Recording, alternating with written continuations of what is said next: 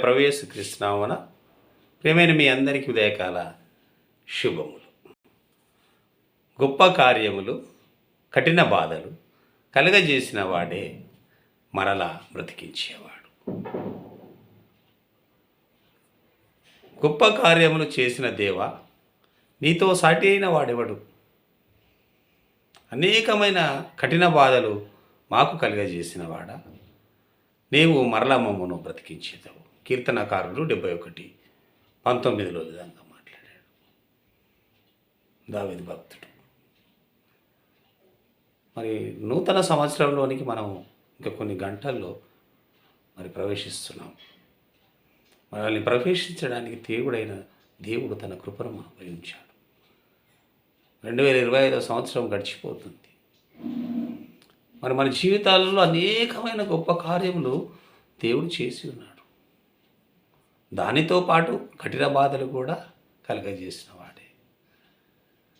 ఈ రెండు గొప్ప కార్యాలు, మేలులు, కఠిన బాధలు, కష్టాలు, వేదనలు, దుఃఖములు, ఇవన్నీ మిక్సింగ్ జీవితానికి. ఇవన్నీ కావలసినవి. వీటన్నిటిని కలగజేసిన వాడా అంటున్నాడు భక్తుడు.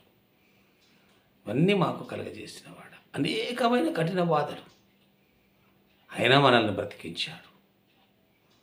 కలుగజేసిన దేవుడే మనల్ని బ్రతికించాడు. అందుకే అంటున్నాడు, నీవు మరలా మమ్మను బ్రతికించినావు. దేవా, నీ నీతి మహాకాశమంతా ఉన్నతమైనది అంటున్నాడు మొదటగా. అవును, మనుషులకు లేదు నీతి. మనుషులలో నీతి లేదు. నీతి తప్పారు మనుషులంతా, నీతి తప్పారు. కానీ దేవుని నీతి చాలా మహాకాశమంతా ఉన్నతమైనది. అందుకే ఆయన మరలా మనల్ని బ్రతికించే దేవుడుగా ఉంటాడు. దేవుడు నీతిపరుడు మనిషిని చంపడు. నీతిపరుడు మనిషికి అన్యాయం చేయడు. నీతిమంతుడు ఇతరులను దుఃఖపెట్టడు, బాధ పెట్టడు, కష్టపెట్టడు, ఇబ్బంది పెట్టడు. ఆ నీతిమంతుని కంటే మహాకాశమంతా ఉన్నతమైన నీతి కలగ దేవుడు మనకున్నాడు. అందుకే 2025 సంవత్సరం అంతా మనకు ఎన్నో గొప్ప కార్యాలు చేశాడు దేవుడు. కఠిన బాధలు కూడా కలిగాయి, కానీ మరలా మనల్ని బ్రతికించాడు. 2026 సంవత్సరం, నూతన సంవత్సరం చూపే కృపా దీవెన ఆశీర్వాదం కలుగజేసిన వాడు మన దేవుడు.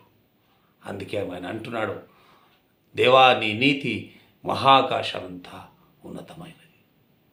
నూతన సంవత్సరంలోకి ప్రవేశిస్తున్న మనము దేవుని యందు గొప్ప కార్యాలు చేసే దేవుడు మనకున్నాడు. ఎన్ని కఠిన బాధలైనను మనకు విడుదల చేసే దేవుడు మనకున్నాడు. మనల్ని బ్రతికించే దేవుడు మనకున్నాడు అనే విశ్వాసంతో ముందుకు సాగుటకు తన కృపా దీవెన ఆశీర్వాదం మనకు కలగజేసి దేవుడే మనలందరినీ 2026లో నడిపించునుగాక. ఆమేన్.